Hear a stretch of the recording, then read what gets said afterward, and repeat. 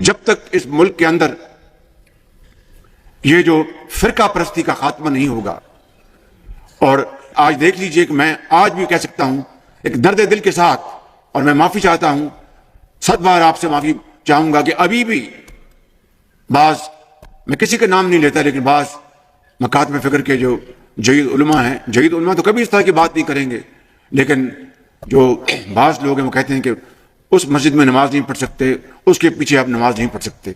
اگر یہ ہمارا حال ہے تو ہم قوم کو کس طرح اکٹھا کر سکتے ہیں؟ میں سمجھتا ہوں کہ آپ لاکھوں نہیں کروڑوں طالب علموں کو آپ حدیث اور قرآن کا آپ درس دیتے ہیں، جدید علوم بھی ان کو سکھا رہے ہیں، کوئی شک نہیں، لیکن میں سمجھتا ہوں کہ آج کہ اس محفل میں سب سے اہم جو بات جو طے ہونی چاہیے کہ جب تک کہ یہ ہم عمومی طور پر قوم کے اندر یکجہتی، اتحاد کی فضا قائم نہیں کرتے، میں سمجھتا ہوں کہ ملک آگے ترقی نہیں کر سکتا۔ میں کس فرقہ کو فالو کروں؟ بچ جائیں جی فرقوں سے، اللہ کا شکر ادا کریں، اس لعنت سے آپ باہر نکلیں۔ مطلب آپ مجھ سے یہ کہہ رہے ہیں کہ میں ایک فرقے سے نکلوں تو اب میں اور کس گندے تالاب میں چھلانگ ماروں؟ تو یہ تو کام کرنے کی ضرورت ہی نہیں ہے۔ یہ کون سی دین کی خدمت ہے فرقوں کے اندر گھس جانا؟ قرآن تو پورا اس کے خلاف ہے۔ وَاعْتَصِمُوا بِحَبْلِ اللَّهِ جَمِيعًا وَلَا تَفَرَّقُوا، تم سب کے سب مل کر اللہ کی رسی کو مضبوطی سے تھام لو اور فرقوں میں مت بٹو۔ اس آیت کے اوپر کسی نے عمل نہیں کرنا، صرف انجینئر صاحب نے عمل کرنا ہے۔ اور اللہ کی رسی صحیح مسلم میں نبی علیہ السلام نے بیان فرما دیا کہ وہ قرآن ہے۔ ہر کوئی اللہ کی رسی ڈیفرنٹ بیان کرتا ہے۔ ہمارے بریلوی بھائی کہتے ہیں وہ دیکھا جی رسی ہوتی ہے نا جی، رسی کے اندر چھوٹے چھوٹے ریشے ہوتے ہیں، پھر مل کے ایک رسی بنتی ہے۔ وہ ایک رسی جو ہے وہ بابوں کی محبت کی ہے، ایک رسی جو ہے وہ نبی کی محبت کی ہے، ایک اللہ کی محبت کی، حالانکہ اللہ نبی سے کوئی کسی کا لینا دینا نہیں ہے، بابے ہی ہوتے ہیں سب کچھ ان کے۔ تو اللہ کے بندو، مطلب یہ بتایا جا رہا تھا کہ اس میں سے ریشے نکال لیں، ریشے ہی تو نکال دیے تم نے، وہ رسی ایک ہے، وہ اللہ کی کتاب ہے۔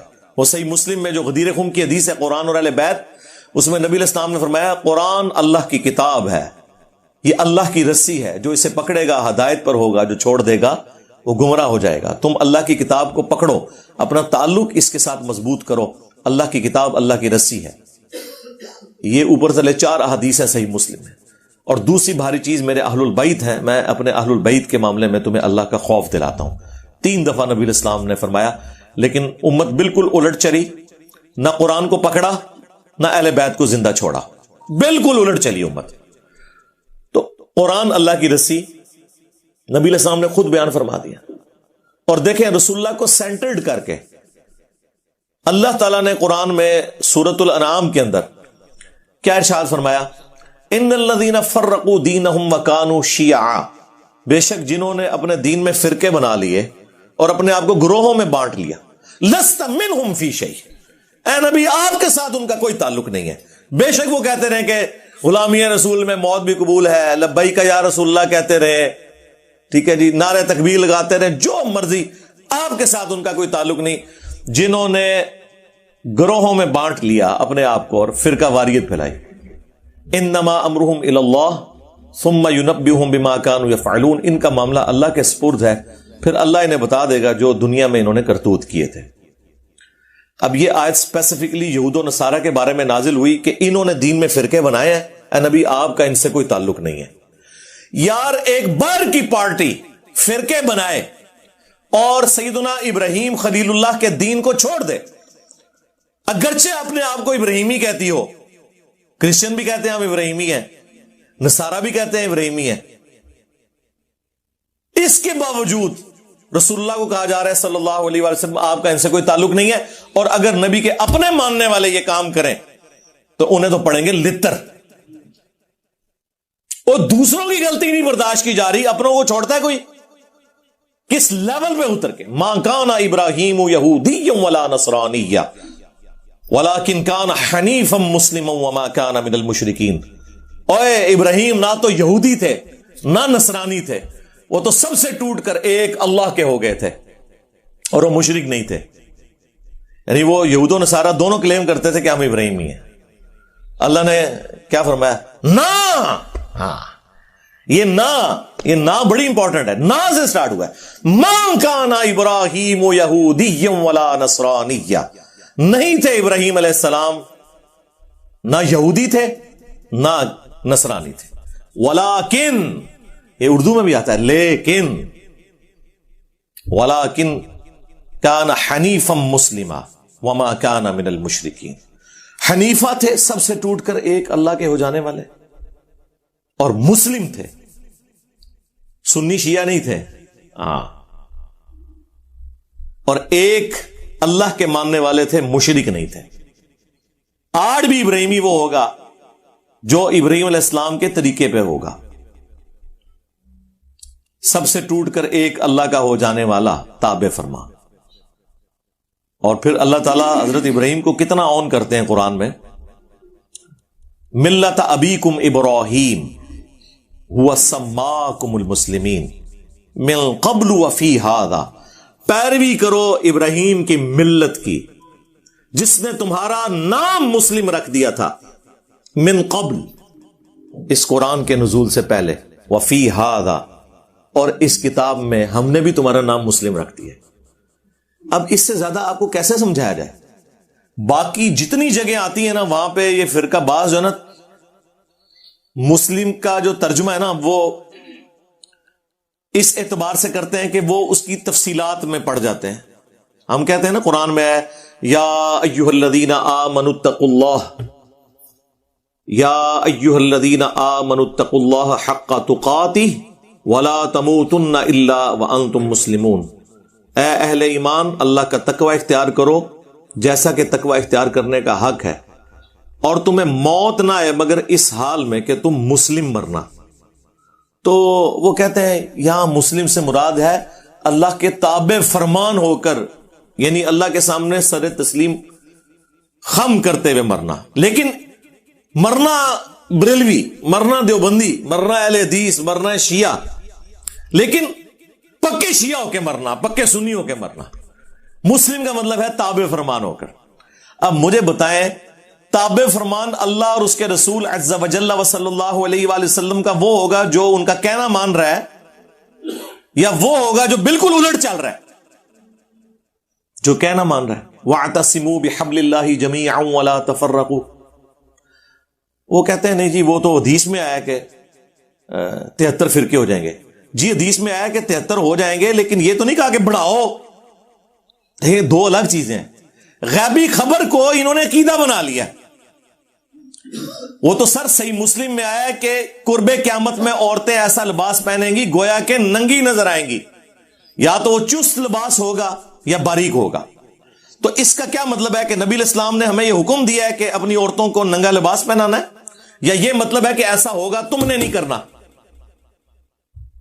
تو سرکار اس کو جوڑ لے ادھر جو ابو داؤد کے اندر حدیث ہے. ترمذی والی سند کے اوپر کلام ہے وہ جو 73 فرقوں والی ہے، لیکن ابو داؤد والی سند جو ہے وہ مضبوط ہے کہ میری امت کے 72 فرقے جہنم میں جائیں گے اور صرف ایک جنت میں جائے گا.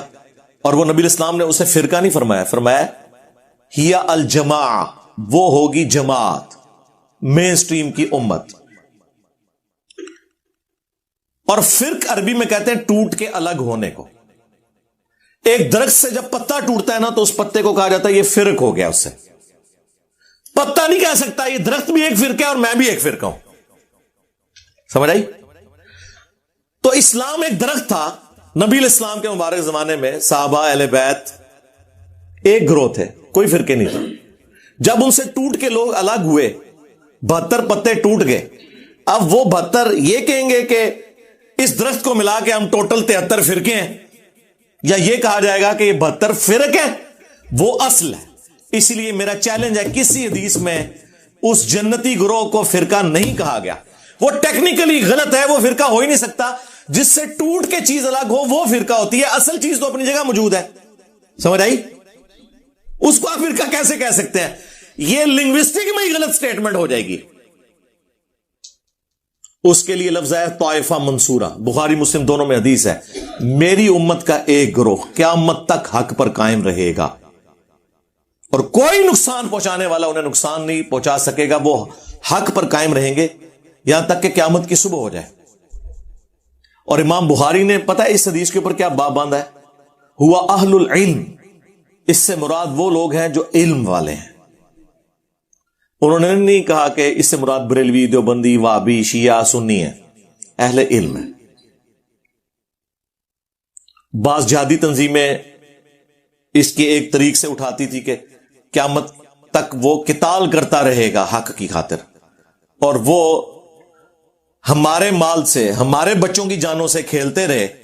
آج وہ FATF کی تلوار میں آ گئے ہیں، اور اب ہماری اسٹیبلشمنٹ اور ہمارے اداروں کو بھی ہوش آئی کہ یہ تو ہمارے بچوں کو ہی مار رہے ہیں۔ تو ہم نے تو 2013 میں کہہ دیا تھا کہ یہ تانوں لمحہ پان گئے۔ اس ٹائم ہماری باتیں انہیں بری لگتی تھی، اب تو کہتے ہیں انجینئر صاحب آپ ٹھیک کہتے تھے۔ تو یہ جہادی تنظیمیں اس حدیث کو وہ قتال کر رہے ہیں، لیکن امام بخاری نے ان کا سارا فہم ہی الٹ دیا۔ انہوں نے اوپر باب باندھا ہوا اہل العلم، یعنی اس سے مراد علمی قتال کرنے والے لوگ ہیں۔ ہم اس قتال کے مخالف نہیں ہیں، آرمڈ کنفلکٹ کے مخالف نہیں ہیں، لیکن یہ کون سا آرمڈ کنفلکٹ ہے کہ ایک مسلمان دوسرے کو مار رہا ہے فرقے کی بنیاد پہ، لسانیت کی بنیاد کے اوپر، عقیدے کے اختلاف کی بنیاد کے اوپر؟ یہ کون سا اسلام ہے؟ ایون کسی غیر مسلم کی جان بھی نہیں لی جا سکتی ناحق۔ تو یہ علمی قتال ہے، اس میں وہ والا قتال بھی آ جائے گا جو اسلام کا سمم بونم ہے، ہائیسٹ گڈ ہے، اور علمی قتال۔ اور یقین مانے پاکستان کو اس وقت علمی قتال کی ضرورت ہے، اس تطہیر کی ضرورت ہے۔ جو آج آپ کو لوگ بتا رہے ہیں جی کاؤنٹر نیریٹو کریں، جی نیریٹو آپ نے بنایا تھا، کاؤنٹر نیریٹو ہم کریں؟ ہم تو کر رہے ہیں، اس وقت سے کر رہے ہیں جب آپ وہ والا نیریٹو بنا رہے تھے، ہم اس وقت سے آپ کو کاؤنٹر کر رہے ہیں۔ آپ ہماری جگہ پہ آگے کھڑے ہو گئے ہیں۔ اب آپ کو اندازہ ہوا ہے کہ ایک عام بندے کے ہاتھ میں اسلحہ دینے کا کیا نقصان ہوتا ہے، وہ آپ کے سامنے ہے۔ یہ صرف فوج کا، پولیس کا کام ہے۔ پولیس کا کام ہے with in country rate of the government کو اسٹیبلش کرنا، اور بارڈرز کے اوپر فوج کا کام ہے کہ وہ اسٹیبلش کرے۔ اور سیاست میں دونوں کا کوئی دخل نہیں ہے، اور کسی نان اسٹیٹ ایکٹر کو اجازت نہیں ہونی چاہیے کہ وہ اپنی پارٹی اور جتھا بنا کے تو غنڈہ گردی شروع کرتے ہیں۔ وہی دیکھ لیں جو جہادی انہوں نے پالے ہوئے تھے نا، آج یہ جتنے جیب تراش ہیں نا اور اغوا برائے تاوان کر رہے ہیں اسلحے کے زور کے اوپر، یہ زیادہ تر وہی جہادی تنظیموں کے لوگ ہیں، کیونکہ بے روزگار ہو گئے نا۔ پہلے بھی ہمیں مار رہے تھے، اب بھی ہمیں مار رہے ہیں۔ تو یہ فرقہ واریت اسلام میں حرام ہے، لہذا کسی حدیث میں نہیں آیا کہ فرقے بناؤ۔ وہ تو کہا گیا کہ فرقوں میں بٹ جائے گی، تم نے یہ حرکت نہیں کرنی۔ یہ ہمیں ڈرایا گیا تھا کہ وہ 73 میں بٹ جائے گی اور 72 فرقے ہوں گے اور ایک گروہ قیامت تک حق پہ قائم رہے گا۔ اب وہ مجھے بتائیں، وہ گروہ نبی الاسلام کے زمانے میں آپ صلی اللہ علیہ وآلہ وسلم، آپ کے اہل البیت اور صحابہ تھے، اور آج بھی وہ ہوگا جو اللہ رسول صحابہ اور اہل بیت کی بات کر رہا ہے، اور خالی بات نہیں، ان کی تعلیمات کو لے کے چل رہا ہے، اپنے بابوں کی بجائے رسول اللہ کے قدموں میں امت کو لے کے جا رہا ہے۔ جو ہم عرض کرتے ہیں کہ میرے نبی سا ہے ہی کوئی نہیں، تیرے بابے تھے شاہی کوئی نہیں۔ ہاں، کیونکہ تو بابوں کے پیچھے چل رہا ہے۔ تم لوگوں نے چندے اکٹھے کیے اللہ اس کے رسول کے نام کے اوپر، سواریاں سوار کی مکے اور مدینے کی آوازیں لگا کر، اور پھینکی دیوبند میں، بریلی میں، وہابیت میں، سنیت میں اور شیعت میں، اور دیکھیں کتنا دھوکہ دیا ہے، آوازیں اللہ رسول کی لگائی ہیں۔ یہ غدار ہیں۔ لوگ کہتے ہیں جی ان کے ساتھ ذرا نرمی سے بات کریں، ہم سے زیادہ تو نرم ہی کوئی نہیں ہے، حضرت عمر ہوتے تو ان کی گردنیں نظر آتی، ہم تو صرف علمی اختلاف کرتے ہیں۔ رہ گیا اگر یہ کافر ہونے کی اناؤنسمنٹ کر دیں تو ہم ان کی بات کرنا بھی چھوڑ دیں گے، ٹھیک ہے، مر جائیں کفر کی موت۔ لیکن اگر آپ اسلام میں رہتے ہوئے نام لوگے اللہ اور اس کے رسول کا تو آپ ہو غدار، تو غداروں کو تو ہم نہیں چھوڑیں گے۔ آپ کافر مر جاؤ کچھ بھی نہیں کہیں گے۔ قرآن میں ہے وَلَا تَسُبُّوا الَّذِينَ يَدْعُونَ مِن دُونِ اللَّهِ فَيَسُبُّوا اللَّهَ عَدْوًا بِغَيْرِ عِلْمٍ، لوگوں کے جھوٹے خداؤں کو گالی مت دو، ورنہ وہ تمہارے سچے خدا کو گالی دیں گے بغیر علم کے۔ ہم نے تو خیر گالی کبھی بھی نہیں دی، لیکن یہ کافروں کے لیے ہے۔ مسلمانوں نے جو جھوٹے خدا گھڑ لی ہیں، جھوٹے پیغمبر گھڑ لی ہیں، جھوٹے بابے گھڑ لی ہیں قرآن و سنت کے مقابلے پہ، انہوں نے تو لمبا بنایا جائے گا علمی طور پہ، کیونکہ وہ غدار ہیں۔ کافر ہو جائیں ٹھیک ہے، آج مجھ سے سرٹیفکیٹ لے لیں، میں کل سے ان کے بارے میں بات کرنا چھوڑ دوں گا، لیکن اگر آپ اسلام کا نام لیں گے اور اسلام کے نام سے دھوکہ دیں گے اس امت کو، تو سرکار غدار کی سزا تو دنیا کے ہر قانون کے اندر یہی ہوتی ہے کہ انہیں ایکسپیل کیا جاتا ہے وہاں سے. ہم چونکہ اس طرح کے معاملات میں نہیں اترتے، ہم تو صرف علمی اختلاف کرتے ہیں. تو یہ فرقہ واریت ان لوگوں نے پھیلائی ہوئی ہے. نبی علیہ السلام کے بارے میں ایک زبردست حدیث مسند احمد کے اندر موجود ہے، اور وہ حدیث مشکات المصابیح کے اندر بھی موجود ہے، مختلف کتابوں میں ہے، لیکن جو صحیح سند ہے وہ مسند احمد کی ہے، مشکات کے اندر بھی موجود ہے. بڑی زبردست حدیث ہے یہ. نبی علیہ السلام نے زمین کے اوپر ایک سیدھی لکیر کھینچی اور اس کی دائیں بائیں ٹیڑھی لکیریں کھینچی، اور پھر نبی علیہ السلام نے اپنی مبارک انگلی اس سیدھی لائن کے اوپر رکھی اور سورۃ الانعام کی آیت تلاوت کی، وَأَنَّ هَذَا صِرَاطِي مُسْتَقِيمًا، یہ ہے میرا سیدھا راستہ، فَاتَّبِعُوهُ، اسی کی پیروی کرو، وَلَا تَتَّبِعُوا السُّبُلَ، اور ارد گرد کے جو راستے ہیں ان کی پیروی مت کرو، وہ تمہیں اللہ کے راستے سے بہکا دیں گے. یہی وہ چیز ہے جس کی اللہ تعالیٰ تمہیں وصیت کرتا ہے تاکہ تم ڈر جاؤ. یہ نبی علیہ السلام نے تلاوت کی، اور پھر نبی علیہ السلام نے ساتھ فرمایا کہ یہ سیدھا راستہ میرا راستہ ہے، یعنی نبی علیہ السلام کا راستہ، اور یہ ارد گرد جو ٹیڑھے راستے ہیں نا، یہ شیطان کے راستے ہیں. اور نبی علیہ السلام فرمایا ہر راستے کے اوپر ایک شیطان بیٹھا ہوا ہے جو تمہیں اپنی طرف بلا رہا ہے. یعنی یہ جو کہہ رہے ہیں نا ساڈے فرقے چ آ جاؤ، جنتی فرقہ ساڈا ہے، جہاں تھوڑے بارے اللہ نبی صاحب 10 گئے نے، میں فکر رہو. نبی علیہ السلام فرمایا ادھر ادھر نہیں جانا، میرے راستے پہ جانا ہے. تو اس میں صراط الذین انعمت علیہم کے نام کے اوپر جو یہ دھوکہ دیتے تھے امت کو، وہ بھی کلیئر ہو گیا. نبی علیہ السلام نے فرمایا یہ تو ہم سورہ فاتحہ شروع کرتے ہیں نا، ایاک نعبد و ایاک نستعین، عبادت بھی اللہ کی، مدد بھی اللہ سے مانگنی ہے، یعنی کہ دعا بھی اللہ سے کرنی ہے. ظاہری مدد تو آپ مانگ سکتے ہیں، تو قرآن میں حکم ہے وَتَعَاوَنُوا عَلَى الْبِرِّ وَالتَّقْوَى وَلَا تَعَاوَنُوا عَلَى الْإِثْمِ وَالْعُدْوَانِ، نیکی پرہیزگاری میں ایک دوسرے کی مدد کرو، برائی میں الگ رہو. ظاہر دنیا کو اللہ نے اسباب کے ساتھ جوڑا ہے، پیاس بجھانے کا ذریعہ پانی کو بنایا ہے، کھانے کو ہماری بھوک مٹانے کا ذریعہ، لیکن ایک ہے دعا کرنا، وہ اللہ کے ساتھ خاص ہے. تو یہ کہتے ہیں جی آگے چلیں، جی آگے ہم چلتے ہیں، تو یہ آگے چلتے ہیں تو ڈائریکٹ ہی آگے چلے جاتے ہیں، بیچ میں پھر چھلانگ مار دیتے ہیں، کہتے ہیں جی صراط الذین انعمت علیہم. اس سے پہلے بھی ایک آیت تھی اہدنا الصراط المستقیم، کاش یہ آپ نے مانگی ہوتی تو آپ کو صراط مستقیم مل جاتا.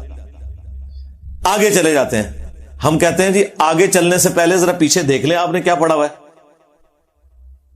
وہ کہتے ہیں نہیں صراط الذین انعمت علیہم، آیت یہ پڑھتے ہیں کہ راستہ ان لوگوں کا جن پر تیرا انعام ہوا، اور نام لیتے ہیں انڈیا پاکستان کے ان بابوں کے جو قرآن کے نازل ہونے کے 500 سال بعد 600 سال بعد آئے. یار ان کے تو باپ دادا کیا پردادے لکڑ دادے پیدا بھی نہیں ہوئے تھے، قرآن نازل ہوا تھا، تو یہ بیچ میں کہاں سے آ گئے؟ قرآن تو صراط الذین انعمت علیہم انہی کو جانتا ہے نا کہ جنہیں قرآن کہہ رہا ہے من النبیین والصدیقین والشہداء والصالحین، سورۃ النساء کے اندر. اور ڈیفینیٹلی کون؟ انبیاء اکرام، صحابہ اکرام اور اہل بیت. بعد میں تو ہر فرقے کا اپنا باب ہے. بریلویوں کے جو صراط الذین انعمت علیہم ہے وہ دیوبندیوں کے نزدیک مشرک ہیں، اور دیوبندیوں کے جو صراط الذین انعمت علیہم ہے وہ بریلویوں کے نزدیک گستاخ رسول ہیں. سامو بڑے بڑے صراط الذین انعمت علیہم، اور ہمارے صراط الذین انعمت علیہم وہ ہیں جنہیں سارے مانتے ہیں، یعنی نبی علیہ السلام، اہل بیت اور صحابہ اکرام علیہم رضوان و علیہم السلام اجمعین. ٹھیک ہے، تو پیچھے آپ پڑھ کے دیکھیں اہدنا الصراط المستقیم، اے اللہ ہمیں چلا سیدھے راستے پر، راستوں پر نہیں. ہاں کہتے ہیں جی سارے ہی حق پہ ہیں، چاروں فقہ حق کے اوپر ہیں، اور مسلح خانہ کعبے میں 4 ڈالے رکھے انہوں نے 1517 سے لے کے 1917 تک، 400 سال تک خانہ کعبے میں 4 امام تھے، حنفی شافعی مالکی حنبلی، سارے الگ الگ نماز پڑھتے تھے اور کہتے تھے چاروں امام حق پہ ہیں. تو نماز تو کٹھی پڑھو، چلو ایک حنفی پڑھا لے دوسرا شافعی پڑھا لے، نہیں، امام اپنے اپنے، مسلح اپنے اپنے، اور چاروں حق پہ ہیں. کیوں دھوکھا دے رہے ہو؟ کہاڑیاں بند کرو. گورا اسی لیے تو آپ کا مذاق اڑاتا ہے. یہ تو سعودی حکومت نے آ کے اٹھائے ہیں یہ مسلح، اس پہ میری تفصیلی ویڈیو ریکارڈ ہے. 400 سال تک انہوں نے کعبے کو بھی فرقوں میں ڈیوائڈ کیا ہوا تھا. تو کہاں سے سارے حق پہ ہیں؟ بلکہ سنن ابن ماجہ میں ایک روایت جو ہے نا یہی والی حدیث، اس میں تو نبی علیہ السلام نے 2 لکیریں دائیں کھینچی اور 2 لکیریں بائیں کھینچی، اور آپ فرمایا یہ چاروں شیطان کے راستے ہیں۔